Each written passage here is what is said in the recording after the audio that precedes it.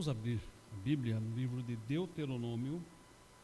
Vamos ler capítulo 21, versículos 1 a 21.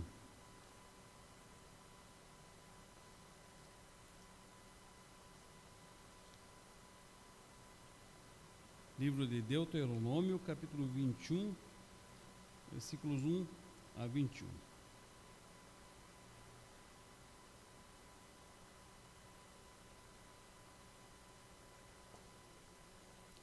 Quando na terra que te der o Senhor teu Deus para possuí-la, se achar alguém morto, caído no campo, sem que se saiba quem o matou, sairão os teus anciãos e os teus juízes e medirão a distância até às cidades que estiverem em redor do morto.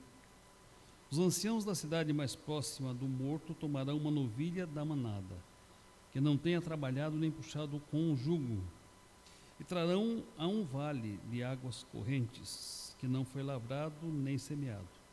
E ali, naquele vale, desnucarão a novilha. Chegar-se-ão os sacerdotes filhos de Levi, que o Senhor teu Deus os escolheu para o servirem, para abençoarem em nome do Senhor, e por sua palavra decidirem toda a demanda e todo caso de violência. Todos os anciãos da cidade mais próximos do morto lavarão as mãos sobre a novilha desnucada no vale, e dirão: as nossas mãos não derramaram este sangue, e os nossos olhos não viram derramar-se. Se propício ao teu povo de Israel, que tu, ó Senhor, resgataste, e não ponhas a culpa do sangue inocente no meio do teu povo de Israel, e a culpa daquele sangue lhe será perdoada. Assim, eliminarás a culpa do sangue inocente no meio de ti, pois farás o que é reto aos olhos do Senhor. Quando saíres à peleja contra os teus inimigos, e o Senhor teu Deus os entregar nas tuas mãos, e tu deles levares cativos, e vires entre eles uma mulher formosa, e te afeiçoares a ela, e a quiseres tomar por mulher, então a levarás para casa, e ela rapará a cabeça e cortará as unhas, e despirá o vestido do seu cativeiro, e ficará na tua casa, e chorará seu pai e sua mãe durante 1 mês. Depois disso a tomarás, tu serás seu marido, e ela tua mulher. E se não te agradares dela, deixá-la-ás ir à sua própria vontade. Porém, de nenhuma sorte a venderás por dinheiro, nem a tratarás mal, pois a tens humilhado.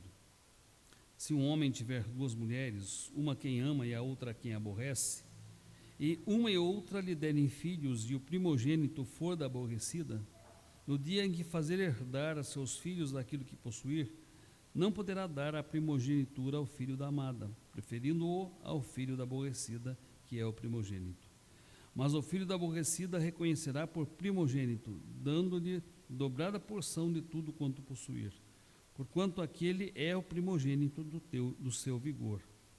O direito da primogenitura é dele. Se alguém tiver um filho contumaz e rebelde, que não obedece à voz do seu pai e da sua mãe, ainda castigado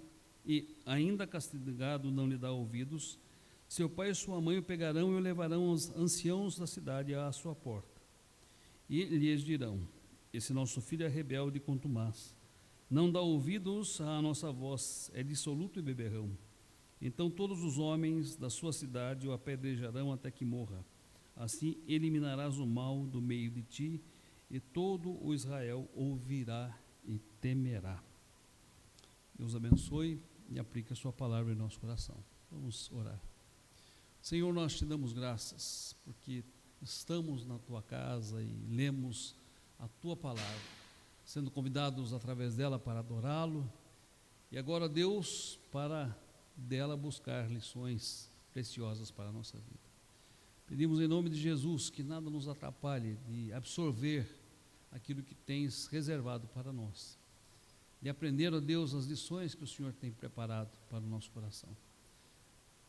Que a tua palavra prospere no teu propósito, no propósito para o qual a designaste. Abençoando, ó Deus, ensinando, exortando, disciplinando, se necessário. É o que nós pedimos agradecidos em nome de Jesus. Amém. Esse presente capítulo, ele nos dá a oportunidade de aprendermos através de uma técnica de estudo chamado estudo de caso. Nós vamos, neste texto, analisar 4 casos. O primeiro deles é quando há um homicídio de autoria desconhecida. O segundo caso apresentado neste texto é a questão das mulheres prisioneiras de guerra que vierem a se tornar esposa dos seus conquistadores. O terceiro caso é a questão do direito dos primogênitos, em casos em que havia uma relação poligâmica e em casos em que uma das esposas era amada em detrimento da outra. E o quarto caso é a forma como se lidar com um filho rebelde e contumaz. Então são 4 situações.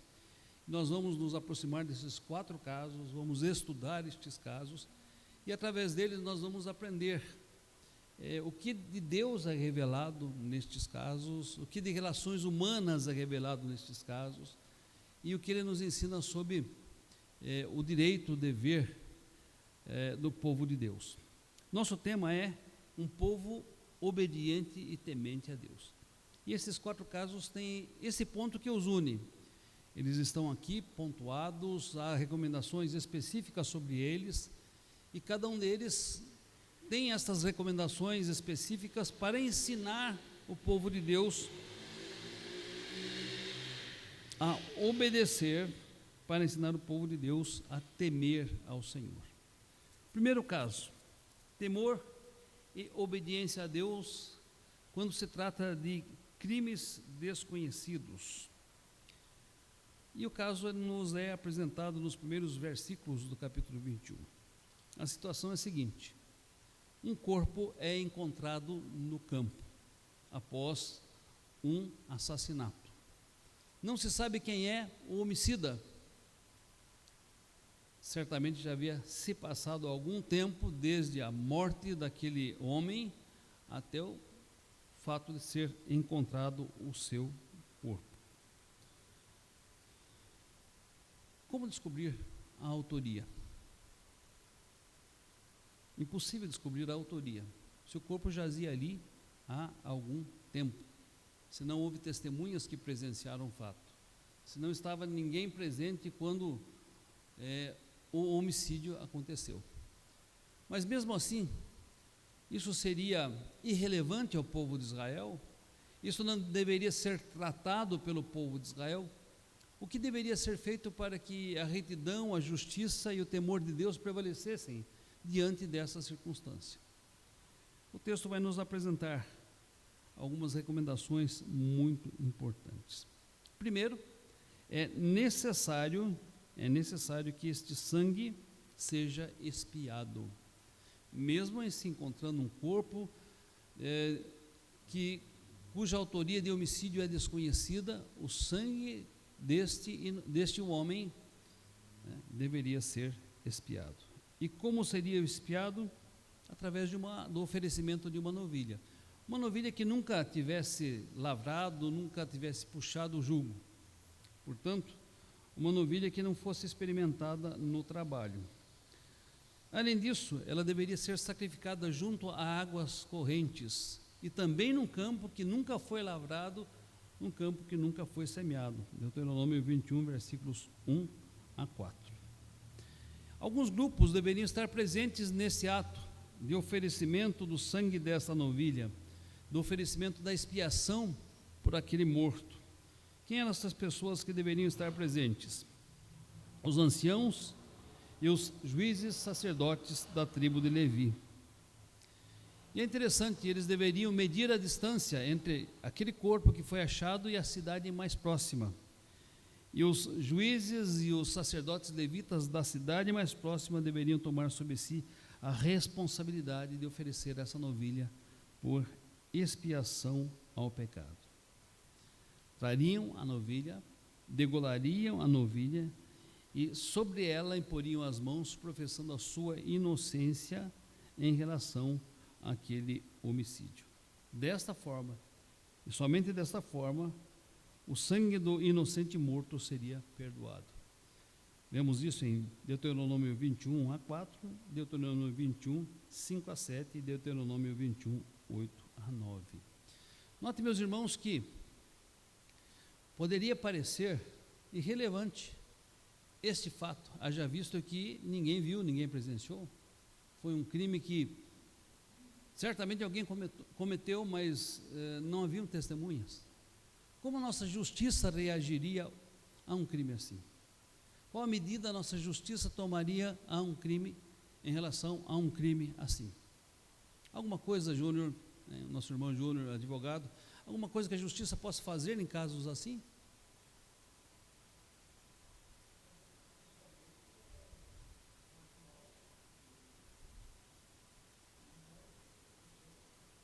O irmão está com o microfone? Se tiver e puder falar no microfone, os irmãos que estão na live podem acompanhar.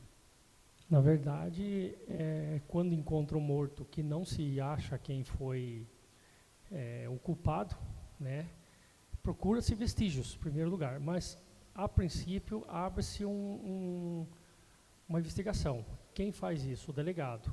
E o delegado, no caso aqui, por exemplo, ele explica que os anciãos deveriam fazer essa pesquisa.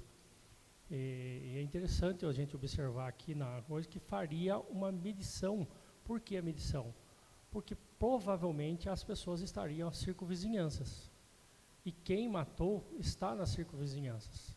Ela não vai muito longe até ser encontrada, até ter vestígios. Hoje, lógico, óbvio que hoje temos outras técnicas para observar se a pessoa deixa vestígios, debaixo da unha, algumas coisas que hoje são pelo DNA, né, que não tinha nessa época em Deuteronômio. Mas hoje se faz dessa forma. Um delegado abre o inquérito para investigação e se faz a investigação. Não encontrando, o delegado leva até a justiça. No caso, quem promulga isso é o juiz, o delegado não pode fazer. O delegado somente abre o inquérito. Aberto o inquérito, leva-se ao juiz, e quem fecha o inquérito somente é os juízes. No caso aqui, por exemplo, seriam os anciões que estavam levando essa propositura àquela cidade que leva aos anciões. De certa forma, é uma tentativa de achar quem era o morto, né? E assim é feito hoje. Se não encontrar, ele é dado como... se conseguir achar a identidade do morto, é revelada a identidade e procura seus parentes. Se não dar-se, quem dará essa informação é o juiz, dará essa informação como indigente. Ele terá que ser enterrado como indigente. Perfeito. Hoje, com toda a ciência, né, forense, né, com toda a perícia que é possível fazer, muitas vezes ainda há homicídios de autoria desconhecida. E socialmente não se faz nada, muito menos se existe alguma medida espiritual em relação, religiosa em relação, né? Por quê? Pois não. Só para os irmãos terem uma ideia, isso pode pesquisar, não é eu que estou falando. Hoje somem-se no Brasil aproximadamente 50 mil pessoas por ano. Desaparece sem vestígios, né? Não tem vestígios de como encontrá-la. Um exemplo é a irmã daquele lutador, do Vitor Belfort. Ela sumiu e até a data de hoje nunca foi encontrada a coisa. Ela é dada como sumiço, porque não consegue encontrar o corpo dela. Exato. Então, somem-se, aproximadamente, para os irmãos entenderem, somem 15 mil crianças anual no Brasil. E 5 mil delas não são encontradas. Observe os irmãos, né, as complexidades da justiça nos nossos dias, muito mais nos dias em que o povo habitava na terra. Deuteronômio já previa esta possibilidade de alguém ser morto, de não se saber a autoria do homicídio, mas exigia uma compensação, né? O sangue daquele homem deveria ser expiado. E expiado, conforme nós já dissemos, através da liderança dos juízes, sacerdotes, dos anciãos da cidade, e do imolamento de uma novilha que não tivesse carregado o jugo, que não tivesse lavrado o campo. Deveria ser junto a águas correntes, deveria ser num campo não lavrado, não semeado, e só mediante esse derramamento de sangue é que os habitantes da cidade poderiam ser declarados inocentes. Alguns ensinamentos muito claros sobre Deus aqui, eu destaquei alguns para nós pensarmos. O primeiro deles é que a posse da terra que os israelitas tinham era uma dádiva de Deus, e permanecer nesta terra e tê-la fecunda, frutífera, também era uma bênção de Deus. E por isso as relações humanas deveriam ser pautadas pela justiça, deveriam ser pautadas pela retidão. O sangue daquele morto clamaria diante de Deus se não lhe fosse oferecida uma expiação. Então, eles seriam só bem-sucedidos nessa terra se obedecessem os mandamentos de Deus e se temessem ao Senhor. Importante dizer, e esse conceito está implícito aqui e vale para os nossos dias, Deus odeia aqueles que detêm a justiça pela injustiça, aqueles que detêm a verdade pela mentira, aqueles que chamam as trevas de luz, aqueles que chamam o que é amargo de doce, aqueles que chamam aquilo que é trevas de luz. Deus jamais permite a inversão de valores, e os valores divinos valem para o povo de Israel, valem para o povo de Deus, mas valem para todos os povos, todas as nações, indistintamente. A justiça de Deus, ela não é exclusividade de quem conhece a Deus. Ela existe e é aplicada sobre todos, mesmo aqueles que não o conhecem. Quando um povo, uma nação inverte em valores, a mão de Deus pesa sobre eles.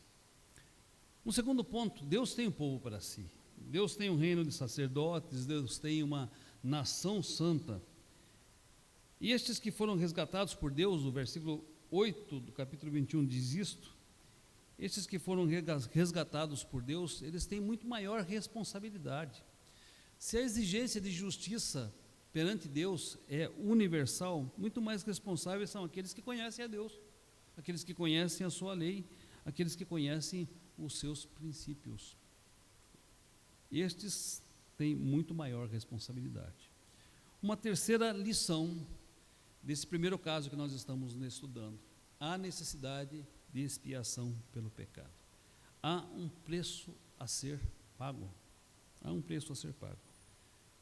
Nesse caso aqui, mesmo num crime inimputável por falta de testemunhas, ele continuava sendo crime.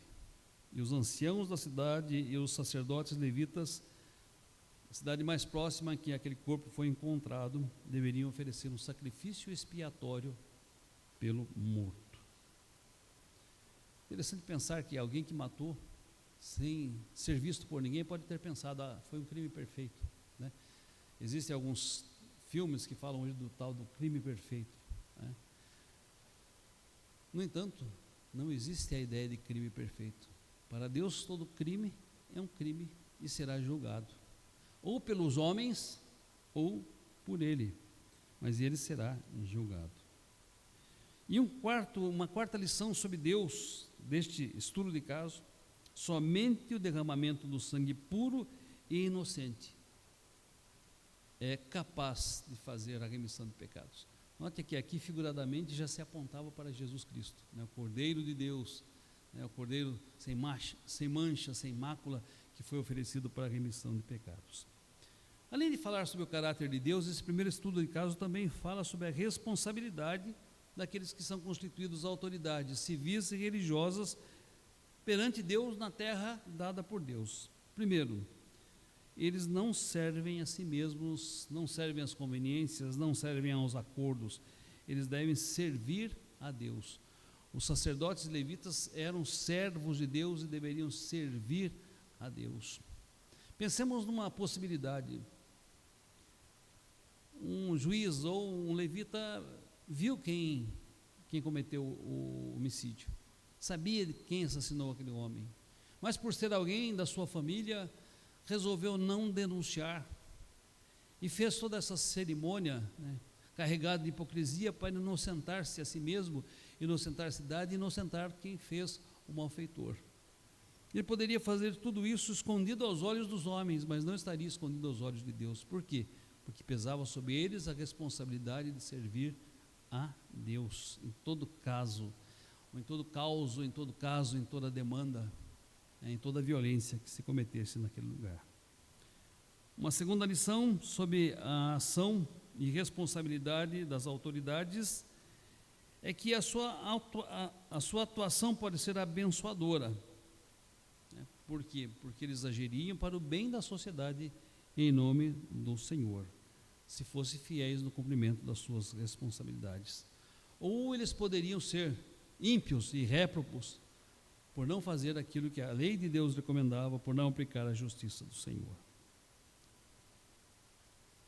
Eles foram escolhidos, para que através deles uma justiça social fosse aplicada. É importante dizer, não uma justiça punitiva, não uma justiça vingativa, em que uma pessoa tinha o direito de se vingar da outra, mas uma justiça que punisse o pecado em toda a sua seriedade diante de Deus. O segundo estudo de caso apresentado nesse texto, temor e obediência em relação aos prisioneiros de guerra. Os irmãos vão observar os versículos que tratam deste assunto, a partir do versículo 10, 11, 12, 13 e 14. Importante lembrar que Israel era uma nação teocrática. Nós já tratamos sobre isso em estudo bíblico anterior. E como uma nação teocrática, quando conquistou a terra, Israel fez inimigos. E como uma nação teocrática, para permanecer na terra, eles certamente tiveram que enfrentar outros povos que se fizeram inimigos. É bom lembrar que os tratados que definiam fronteiras não estavam estabelecidos naquela época. E valia a lei do mais forte, do mais poderoso. Quem fosse mais forte, quem fosse mais poderoso, dilatava o seu território. E o território israelita, por estar situado numa região, rota de caravanas comerciais que vinham até o Mediterrâneo, era um território cobiçado, desejado, e eles tiveram que enfrentar e fazer muitas e muitas guerras para permanecer na terra. E a segunda parte do texto vem falar sobre os casos que os israelitas, fazendo a guerra, se mostraram vitoriosos e trouxeram prisioneiros de guerra. Se dentre estes prisioneiros houvesse uma mulher formosa, e se algum israelita se afeiçoasse por essa mulher formosa, era permitido tomá-la como esposa. Era permitido tomá-la como esposa. Os irmãos se lembram de um caso que isso aconteceu? Em que uma prisioneira de guerra foi tomada como esposa e passou a fazer parte do povo de Israel? Raabe, Os israelitas foram conquistar Jericó. Raabe era uma prostituta, acolheu e escondeu os espias para que não fossem descobertos pelos homens da cidade. E ela, naquele momento, pediu pela sua própria vida. Pediu que, quando conquistasse a terra, fosse-lhe preservado a vida, uma vez que ela havia crido que a invasão dos israelitas era um ato da justiça de Deus. E isto foi respeitado. Foi pedido que ela colocasse um fio de escarlate pendente sobre a sua janela, para que, ao destruírem a cidade, poupassem a sua casa e poupassem a sua vida. Interessante os detalhes, Que cor que é escarlata, os irmãos sabem? Vermelho. Tipificava o quê? O sangue de Jesus Cristo, poupando a vida daquela mulher. E essa mulher veio a se tornar parte do povo israelita. Mais do que isso, ela veio a integrar a genealogia de Jesus. Tem um texto lá em Mateus 1,5, mostra que ela casou-se e está ali como uma das mulheres que faz parte da genealogia de Jesus. Vamos ler Mateus 1,5? O texto que fala quem era o marido de Raabe. Depois daí eu sei, só para a gente ver quem foram os seus descendentes,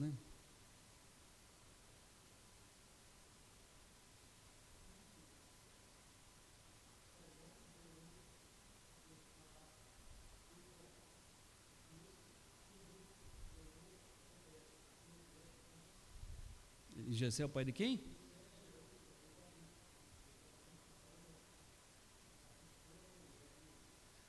Os Os irmãos notam como a graça de Deus transborda na genealogia de Jesus Cristo, né? Nós temos 3 mulheres que são citadas aí, né? E as 3 mulheres em situações difíceis, né? Raabe, Tamar e Betseba, as 3 mulheres que figuram na genealogia de Jesus. Raabe era uma mulher estrangeira, que foi tomada como esposa por Salmão, e da sua descendência veio o rei Davi, e da descendência de Davi a Jesus Cristo. Essa mulher que fosse tomada prisioneira, que fosse transformada em esposa, deveria ser tratada com dignidade. E aqui uma nota muito interessante nesse livro de Deuteronômio.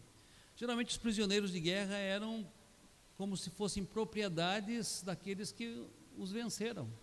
Eles poderiam ser mortos, eles poderiam ser escravizados, eles poderiam ser vendidos, eles poderiam ser negociados. A escravidão que havia no Brasil séculos depois, que houve no Brasil séculos depois, tinha essas características. Poderiam ser torturados, enfim. A forma dos seres humanos tratarem prisioneiros de guerra sempre foi terrível, hostil,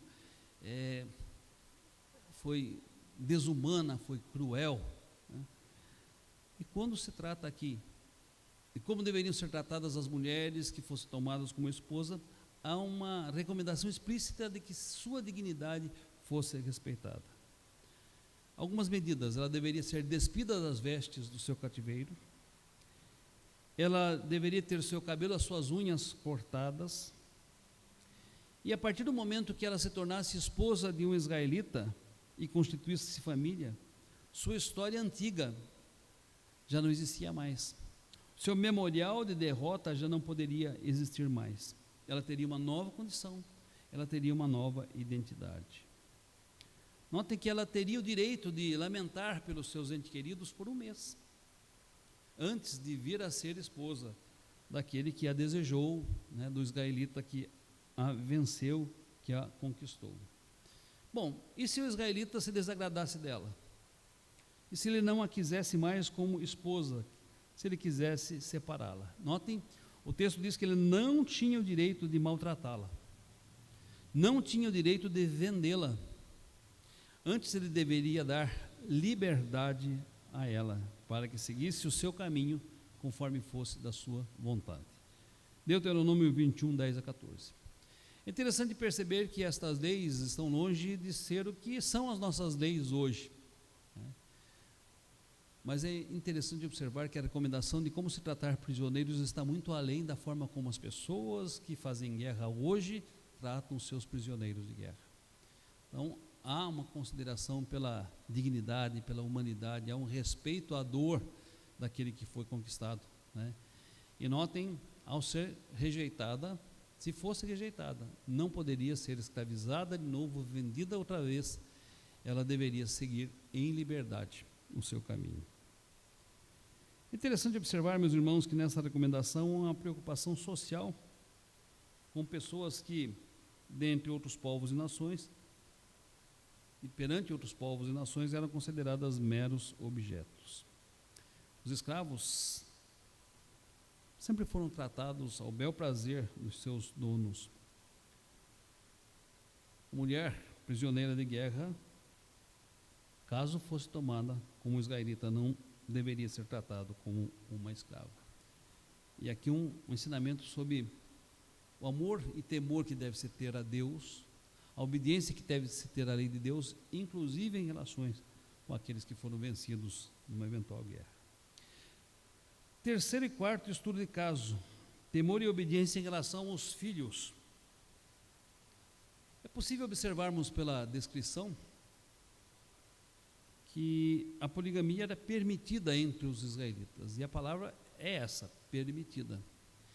Nunca foi recomendada na palavra de Deus. Aliás, o próprio Jesus disse que no princípio as coisas não eram assim. O homem deveria se deixar o seu pai e a sua mãe e se unir à sua mulher, tornando-se com ela uma só carne. O projeto bíblico para o casamento é a união monogâmica, heterossexual e indissolúvel. A poligamia é vista no Antigo Testamento, é percebida no Antigo Testamento, inclusive na vida de alguns patriarcas. No entanto, nós observamos que em todos os casos, basicamente em todos os casos em que ocorreu a poligamia, ela trouxe problemas. Ela trouxe problemas. Em todos os casos é possível observar que os que a praticaram enfrentaram sérios infortúnios, sérios infortúnios. A história posterior dos israelitas vai mostrar isso, né? Só a gente relembrar um pouquinho de Abraão, né? Sara e Agar, nos lembrarmos de Jacó, Raquel e Lia, e nós vamos perceber o quão conflitosas foram essas relações. Nos lembrarmos de Ana, Penina, né? E vamos perceber que sempre houve problema por causa da poligamia. O caso que é citado aqui se vê estampado na relação de Jacó e suas esposas. Era possível, segundo o texto, que um homem poligâmico, tendo duas esposas, amasse mais a uma e aborrecesse a outra. E era possível que ele, tendo duas esposas, tivessem filhos com as duas esposas. Também era possível que a esposa a quem ele aborrecia fosse aquela que lhe deu o primeiro filho, o primogênito. Ora, os primogênitos dentre os israelitas tinham direitos especiais. Eles tinham porção dobrada da herança e ainda recebiam a bênção patriarcal. E era possível que um homem quisesse passar esse direito ao filho da amada e não ao filho da aborrecida. Era possível isso? Era justo isso? Era reto isso? Era fruto do temor de Deus que ele fizesse isso? Não. Por isso há uma recomendação bem explícita que neste caso ele não poderia tirar o direito de primogenitura da mulher, do filho da mulher a quem ele aborrecia, e dá-lo ao filho da mulher a quem ele amava. O direito deveria ser respeitado, né? A primogenitura deveria ser dada a quem de direito. Bom, Jacó não fez isso, né? Mais ou menos, né? Mais ou menos, porque dá uma atenção toda especial a José, filho de Raquel, que era a sua amada. E essa atenção não era compartilhada com os demais, e foi a causa de todo o ciúme que se deu na família ali de Jacó. A justiça e o direito deveriam ser aplicados, a despeito dos desejos, das vontades das pessoas envolvidas. Se o primogênito era da rejeitada, ele deveria receber porção dobrada da herança, como estipulado na lei do Senhor. Isso era evidência de que as pessoas não poderiam fazer as coisas de acordo com a sua vontade, o seu gosto, o seu entendimento. Deveriam fazer as coisas de acordo com a vontade de Deus. E a vontade de Deus muitas vezes conflita com o nosso gosto, com nossa vontade e com o nosso entendimento. E esse princípio vale até hoje, né? O que deve ser respeitado, obedecido por temor a Deus é a palavra de Deus, ainda que ela venha de encontro aos nossos desejos, às nossas vontades, aos nossos projetos, ao nosso entendimento. Por isso que diz a Bíblia que, filho meu, não confie no seu próprio entendimento, não se estribe nas tuas próprias forças, teme ao Senhor, te aparta do mal. Isso vai ser saúde para você, vai ser bênção para você, né? É um princípio presente aqui, quando se trata desta relação familiar entre um homem e suas mulheres e os filhos destas mulheres. E o último caso, que é bem polêmico, talvez a parte mais controversa desse texto, está nos versículos 18 a 21. Como tratar um filho rebelde, contumaz, comilão e beberrão? No versículo 18 é apontada a primeira providência. E quem deveria tomar a primeira providência? Os próprios pais. E o que os pais deveriam fazer? Corrigir e disciplinar. Corrigir e disciplinar. Note que a Bíblia diz que a estultícia está ligada ao coração da criança. O que é estultícia? Estupidez, tolice. E note que não está ligado ao coração de uma criança específica, de todas as crianças específicas, ou de todas as crianças de modo geral, né? Por quê? Porque elas são nascidas enquanto descendentes de Adão, né? Elas têm pecados, né? Elas têm pecados, e por terem pecados, ninguém precisa ensinar essa criança a ser estulta, tola, né? Ninguém precisa ensinar pecados a essas crianças, ela vai aprender, ela vai desenvolver, ela vai manifestá-los. A estultícia está ligada no coração da criança. Mas diz a Bíblia algo mais nesse versículo, os irmãos se lembram? Mas, o que afastará a estultícia do coração da criança? Alguém se lembra? A vara da disciplina. A vara da disciplina. A correção que vem dos pais. E não precisamos entender aqui que a Bíblia está ensinando se espancar a um filho. Está ensinando a impor limites a um filho. Às vezes os limites são impostos sem sequer precisar corrigir fisicamente ou bater fisicamente. É o impor limites com autoridade. Pois não, presbítero Wagner? Usa o microfone. É interessante observar isso, que fala que é a vara da disciplina, não fala só vara, fala a vara da disciplina, ou seja, disciplinar. Disciplinar o que é? Ensinar, conduzir, orientar, fazer entender, tudo isso é disciplinar, não é só executar, não é vara da disciplina, não é somente a vara, e sim a vara da disciplina, que é tudo isso, ensinar, pegar na mão, ver como funciona, para ver que aquilo tem que funcionar daquela forma, e não só disciplinar, não só executar. Disciplina não pode ser uma evidência da ira dos pais, uma ira não contida e aplicada de forma desmedida, não pode ser. A disciplina não pode ser fruto de uma emoção exasperada dos pais, nem fruto de uma ação irrefletida. A disciplina tem objetivo, tem intencionalidade. E quando há objetivo e intencionalidade da disciplina, muitas vezes não se precisa do chinelo, da vara, precisa de uma palavra forte, firme, correta. Lembrando que para disciplinar os filhos nós temos que ser disciplinados. Eu fui no encontro de casais e o preletor contou uma ilustração muito interessante, que lá em Chicago, a época da lei seca, assim que terminou a lei seca, Chicago era uma cidade que as pessoas não queriam ir pelo índice de criminalidade, de violência, e um grande empresário resolveu fazer o maior prédio da cidade, para com isso tornar conhecido, célebre o nome da cidade, é a síndrome da Torre de Babel, para ver se traía maior fama, maior prestígio e atraía investimentos na cidade. E o que aconteceu? Ele mandou construir uma estátua para colocar em cima desse prédio, para demonstrar ainda mais a majestade, uma estátua que representaria a liberdade. E encomendou essa estátua a um escultor, o escultor fez a estátua, mas demorou muito para fazer.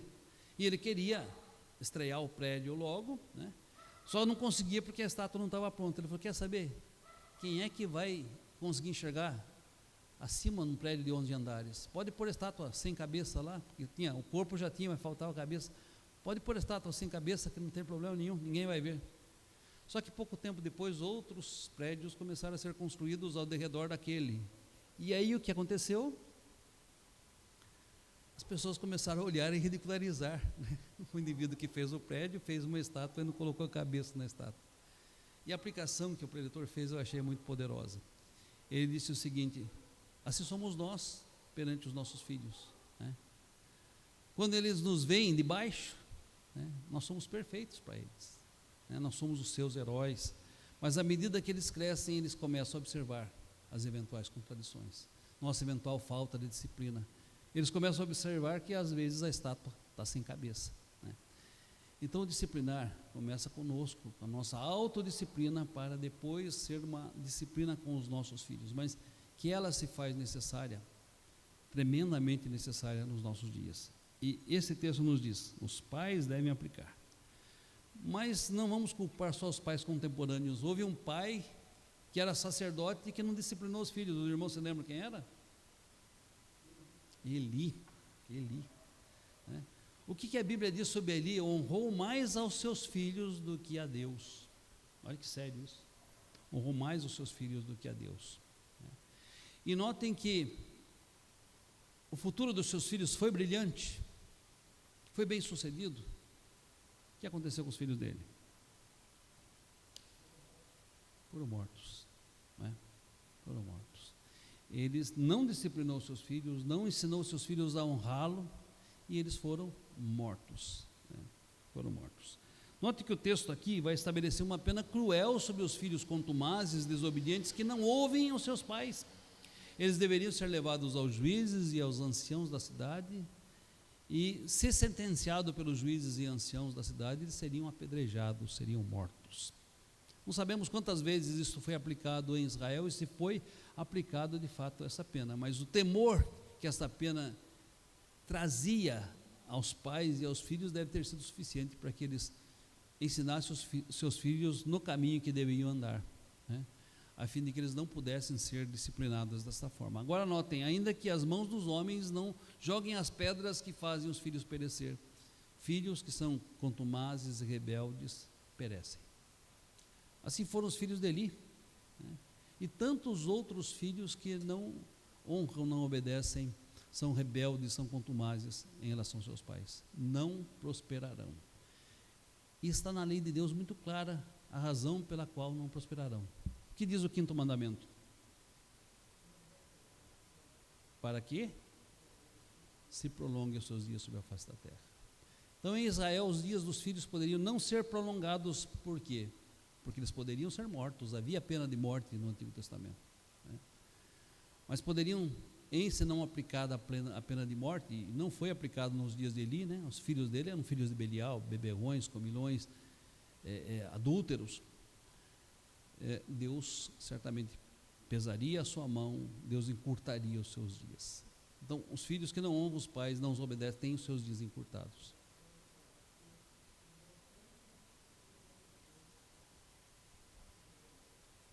Sem dúvida. Apesar, né? Aqui, no caso aqui, apesar da correção, ele é obcecado, é teimoso, né, rebelde, ele quer continuar fazendo mal, apesar de apresentar-lhe o caminho. O pior caso foi de Eli, que não apresentou o caminho, né? Olha que interessante de Eli. O que Eli disse para Ana quando a viu chorando, orando e chorando baixinho no templo? Irmão, você lembra? Mas estás embriagada a esta hora, filha de Belial, né? Filha das trevas. 3 capítulos depois, é Deus quem vai dizer que os filhos de Eli eram filhos de Belial. Ele enxergava nos outros o que não conseguia enxergar na sua própria casa, na sua própria família, na vida dos seus filhos. Então, o recado é muito claro aqui, e é muito claro aos pais, né?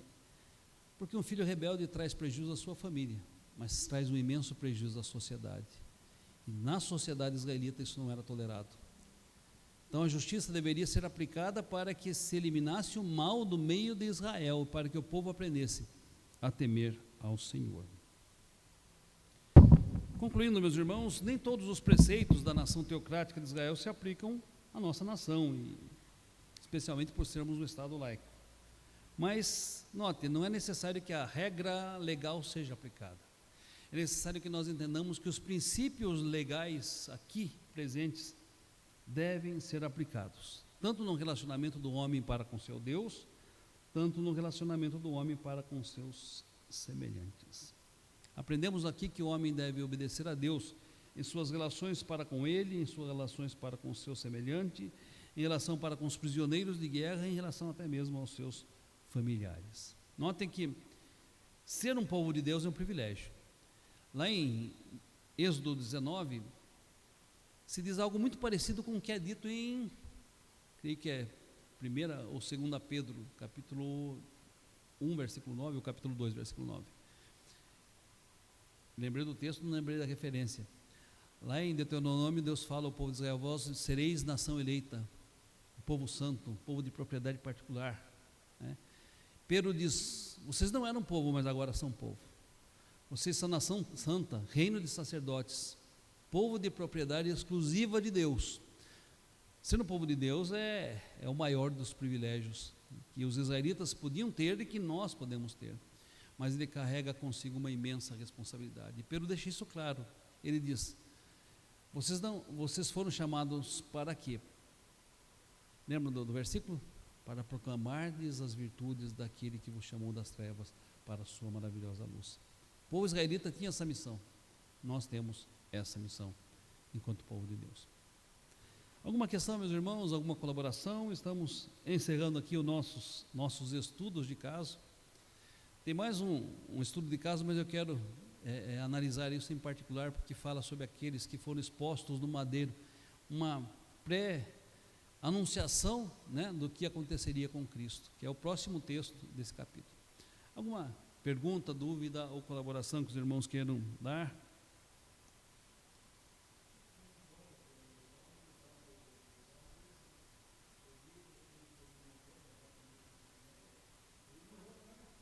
Sim?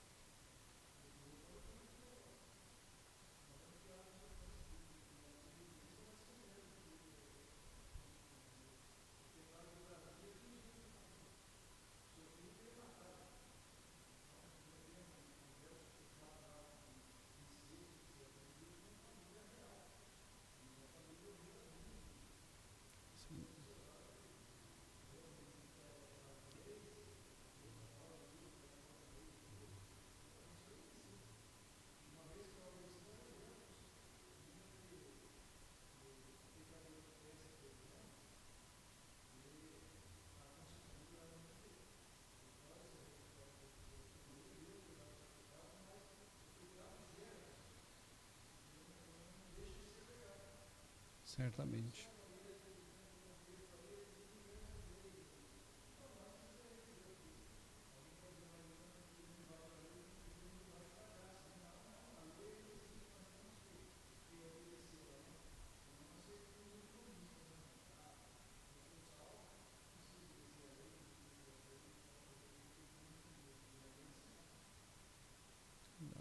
É,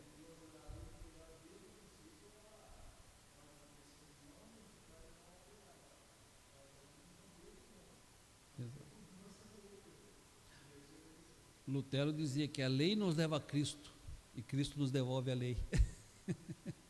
É exatamente isso, a lei nos leva a Cristo, porque mostra os nossos pecados e o quanto carecemos da misericórdia de Deus. Mas uma vez, né, abraçados pela graça de Cristo e perdoados, somos devolvidos à obediência da lei, né? Ela existe para a nossa santificação.